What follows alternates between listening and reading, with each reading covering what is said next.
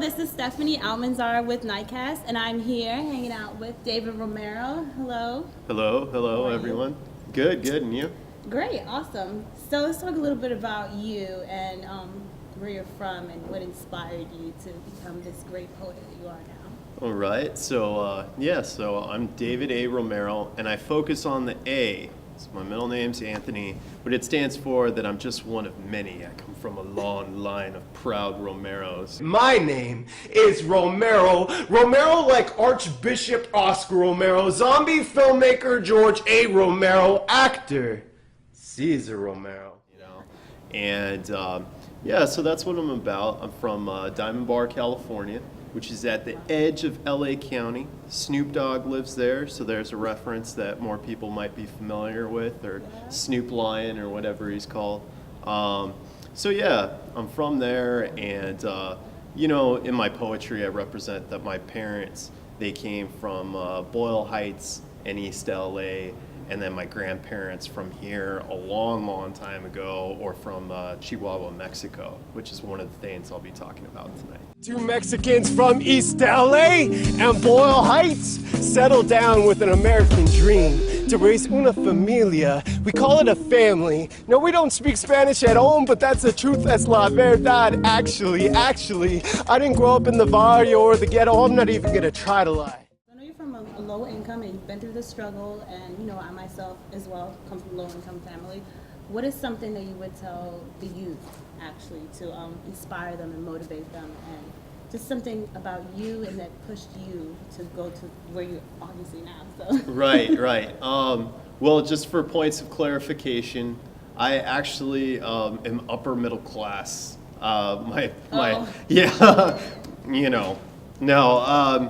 Just I don't want to be making up any street cred that isn't there. They'd be like, I heard, Dave was saying, he came from the barrio, he came, Represent.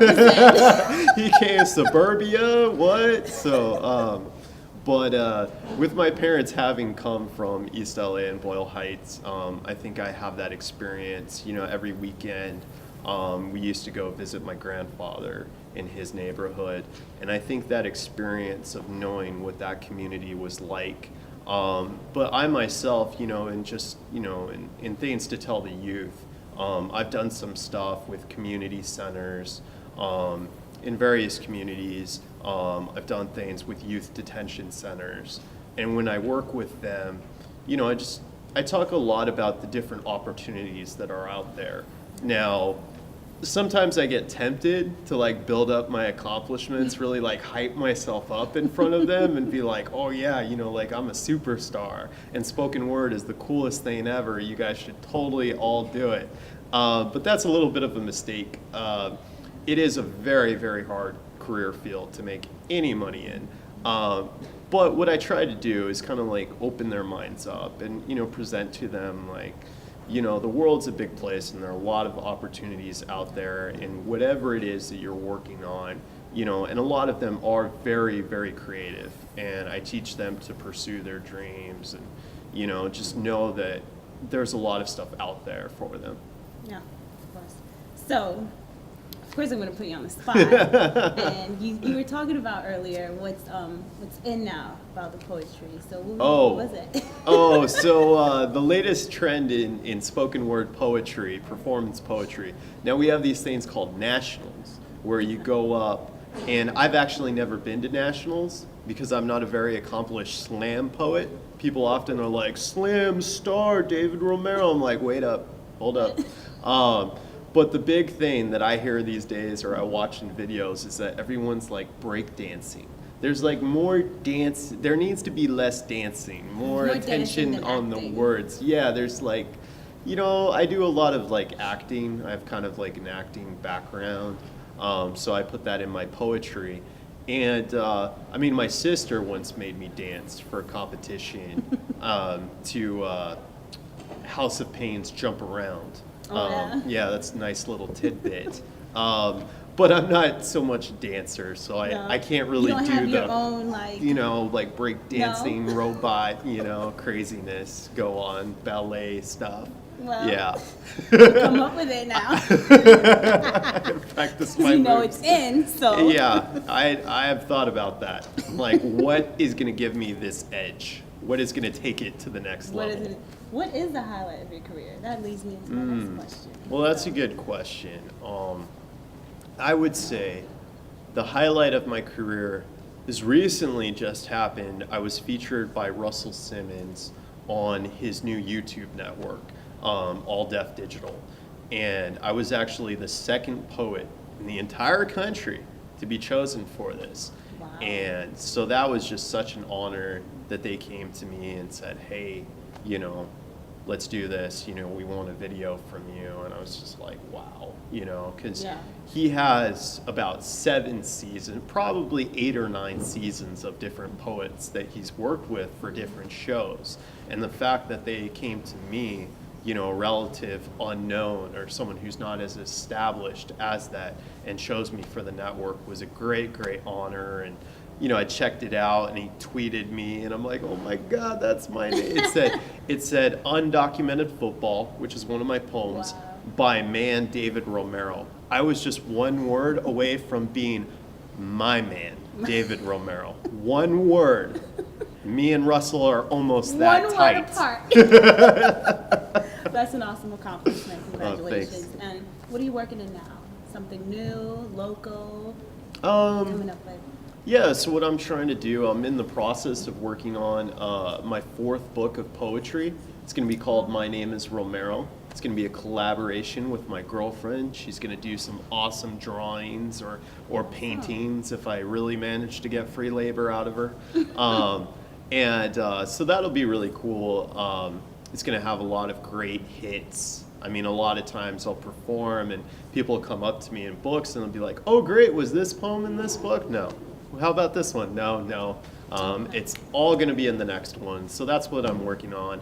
Aside from that, I have upcoming shows at UCSD, Cal Poly Pomona, you know, working on other out-of-state gigs and stuff like that. And hopefully, fingers crossed, that All Deaf Digital will be doing another video with me next spring.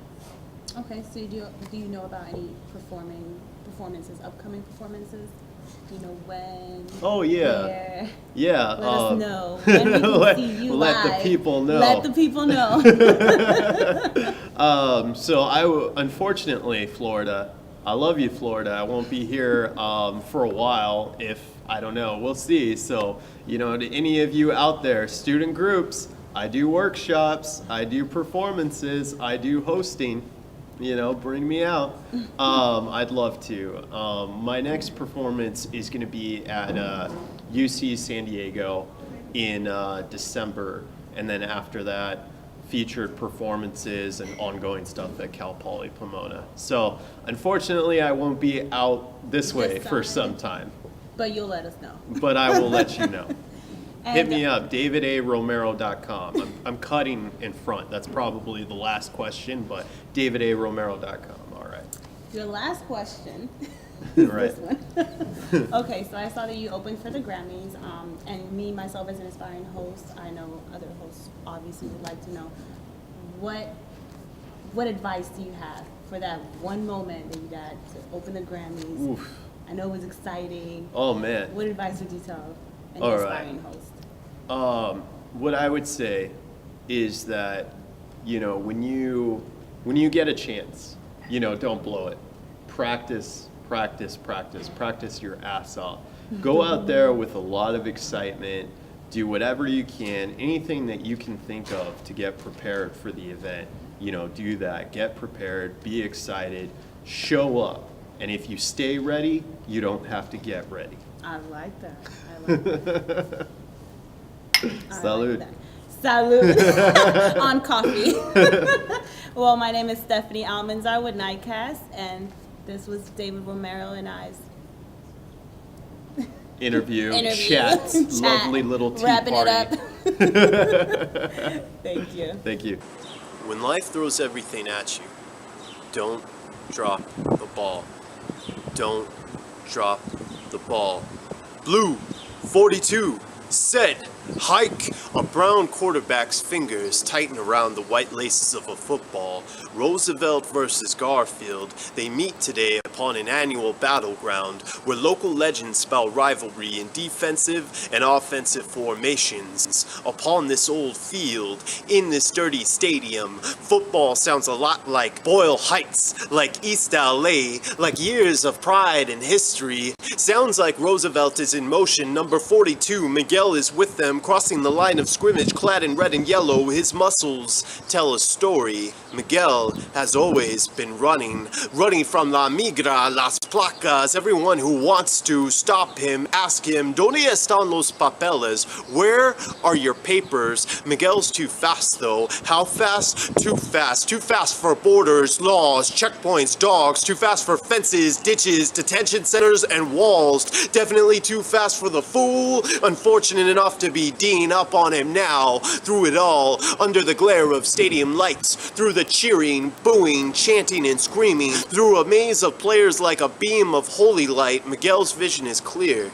He loves this game. It gives him focus, gave him purpose. Miguel will be defined by this moment. He knows this. No college will recruit him. His record doesn't really scream draft pick, but that's not the issue. Miguel never cared for politics. He just loved his coach, his team, this American game of football, his dream, to make a catch in the only important game that he could. Miguel will not score the winning touchdown. This game will be added to a losing record that will make for a losing season. There are so many reasons for Miguel to drop the ball, walk out of the stadium, just another statistic, undocumented student, faceless, illegal immigrant. There are so many reasons for Miguel to drop the ball. So as it spirals towards him, carrying the weight of a future unfathomable, he thinks to himself, don't drop the ball. Don't drop the ball. So he catches it, like how he catches his diploma, like how he catches his degree, like how he catches the hand of his high school sweetheart and they cross the threshold of that goal line together. He cradles the ball in his arms like his son John, firstborn legal, firstborn free to pursue his dreams and not always be running so damn hard. This is just one story from the East LA Classic, Roosevelt versus Garfield. Just one game for Miguel of undocumented football.